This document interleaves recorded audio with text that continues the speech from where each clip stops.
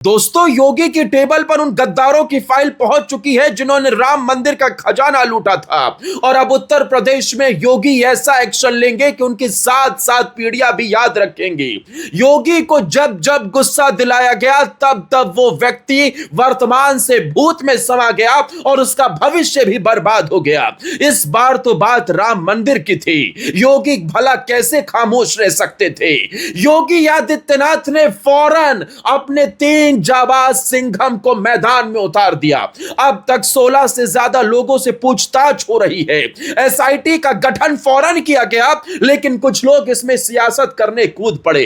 दर्शकों, इनके चेहरे देखिए, इनके चेहरों को ध्यान से देखिए, क्योंकि ये वही लोग हैं जिन्होंने राम मंदिर का बहिष्कार किया। ये वही लोग हैं जिन्होंने सनातनियों के ऊपर गोलियां बरसाई थी। भूल मत जाना इन्हें भूलना नहीं है दर्शकों, क्योंकि ये चंदे की आड़ में सियासत कर रहे हैं। ये हिंदुओं को बदनाम कर रहे हैं। ये योगी आदित्यनाथ को बेवजह टारगेट कर रहे हैं, क्योंकि उत्तर प्रदेश में चुनावी समर है। अरे अखिलेश यादव को कौन भूल सकता है। 2024 से 2026 आ गया, लेकिन अखिलेश ने रामलला के दरबार में कदम नहीं रखा। अखिलेश यादव आप जाएंगे मंदिर, क्योंकि अब उन्हें सियासत चमकानी है। समझ लीजिए हिंदुओं, ये खेल समझना होगा। इसमें जो आरोपी है उनसे पूछताछ चल रही है। मुख्य आरोपी इसमें कोई टिन्नू यादव बताया जा रहा है। ओम प्रकाश राजभर तो ये तक कह चुके हैं कि राम मंदिर चढ़ावे की जांच में जिन लोगों के नाम सामने आए हैं उनमें सपा से जुड़े लोगों की भूमिका चर्चा में है। टिन्नू यादव ने ही अखिलेश को जानकारी दी होगी, क्योंकि वो उनकी जाति का है। आखिर हर विवाद में सपा से जुड़े नाम क्यों सामने आते हैं। तो दर्शकों, इस बयान के बाद अब यह सवाल उठने लगा है कि क्या इस पूरे मामले में कहीं समाजवादी पार्टी का रोल तो नहीं है, क्योंकि ओम प्रकाश राजभर ने जिस तरीके से टिन्नू यादव को लेकर सवाल खड़ा किया, उससे कहीं ना कहीं सियासत भी उफान पर है। लेकिन अब समझिए कि अब तक इसमें क्या कुछ हुआ है और योगी ने कैसे कदम उठाया। दर्शकों, चढ़ावे की चोरी के मामले को सबसे पहले सपा सरकार में मंत्री रहे पवन पांडे ने 7 जून को उठाया। उसमें उन्होंने 7.5 करोड़ रुपए तक की चोरी के आरोप लगाए। उसके फौरन बाद अखिलेश यादव मैदान में कूद पड़े और वो इस पूरे मामले पर कोर्ट से स्वतः संज्ञान लेने की बात कहने लगे। अरे अखिलेश यादव, कौन देगा बाबरी के चंदे का हिसाब।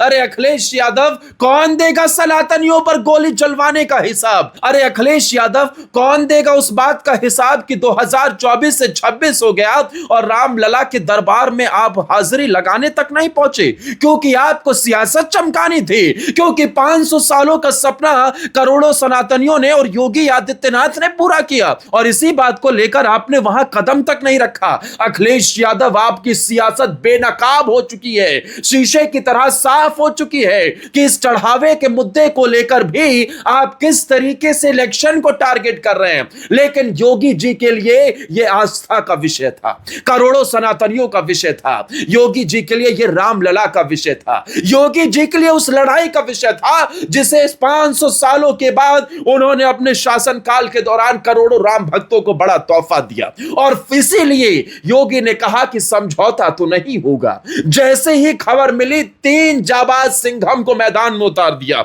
और अब इस पूरे मामले में जांच चल रही है। दर्शकों, जांच में ऐसे ऐसे किरदार भी सामने आ रहे हैं कि जब पूरी रिपोर्ट आएगी तो अखिलेश यादव के होश भी उड़ जाएंगे, आप देखिएगा। लेकिन अब तक इस पूरे मामले में जिस सबसे बड़े व्यक्ति का नाम सामने आ रहा है वो टिन्नू यादव है। टिन्नू यादव ने कैसे कुछ ही सालों के अंदर अपनी करोड़ों की संपत्ति बना ली, ये सवालों के घेरे में है। एक नहीं, 3-3, 4-4 जगह जमीनें, रेस्टोरेंट के साथ अपना पार्टनरशिप और दुनिया भर की बातें निकलकर सामने आ रही हैं। हालांकि इसमें जांच के बाद ही चीजें क्लियर होंगी, लेकिन किसी भी आरोपी को योगी बख्शने की मूड में नहीं है।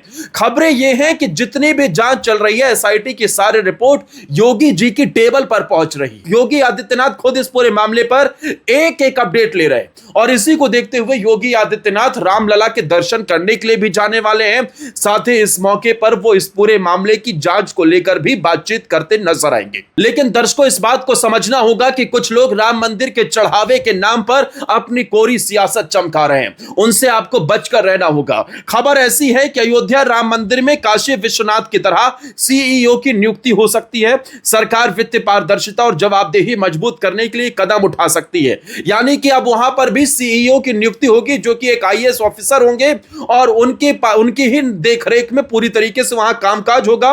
इस नियुक्ति से दान, लेखा जोखा और प्रशासनिक व्यवस्था को अधिक पारदर्शी बनाने की कोशिश है।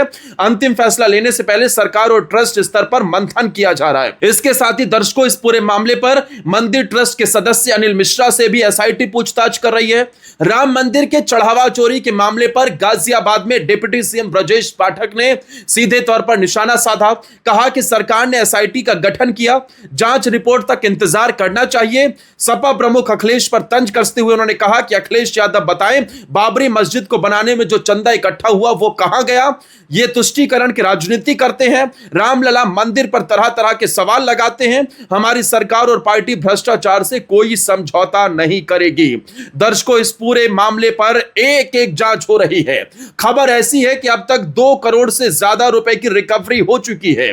5 लोग लवकुश, अवनीश, अनुकल्प, करुणे और रामशंकर उर्फ टिन्नू के नाम सामने आए हैं। इन सब से पूछताछ हो रही है। ये सभी दान राशि की गिनती की ड्यूटी से जुड़े हुए बताए जा रहे हैं। और इसके साथ ही दर्शकों, अब अयोध्या के राम मंदिर को राजनीतिक स्पॉट बनाने की तैयारी है। अजय राय वहां पहुंचे। अजय राय वही है कांग्रेस पार्टी के अध्यक्ष जिनकी पार्टी ने राम मंदिर का बहिष्कार कर दिया था। खड़गे ने लेटर लिखा था कि कोई भी कांग्रेसी वहां नहीं पहुंचेगा। रामलला से दुश्मनी, भगवान श्री राम, भगवान प्रभु राम, करोड़ों सनातनियों के साथ दुश्मनी। किस बात की सियासत है आपकी? और अब जब राम मंदिर में चढ़ावे की चोरी का मामला निकलकर सामने आया तो पॉलिटिक्स करने के लिए राम मंदिर पहुंचने लगे।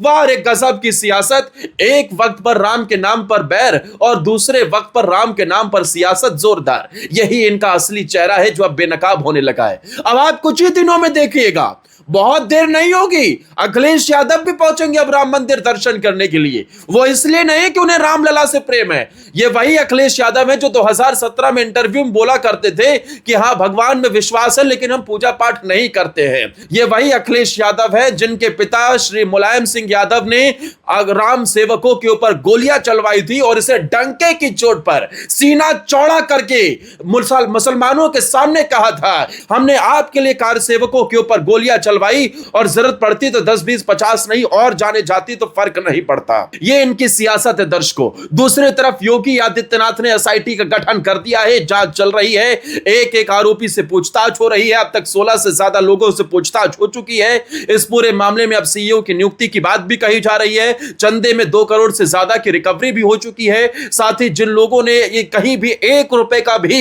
इधर उधर हेरफेर किया होगा तो उस पर कार्रवाई भी सख्त होने वाली है। बस आप कुछ दिनों का इंतजार करिए, जैसे ही एसआईटी अपनी रिपोर्ट सौंपेगी फाइनल, उसके बाद से एक्शन शुरू हो जाएगा।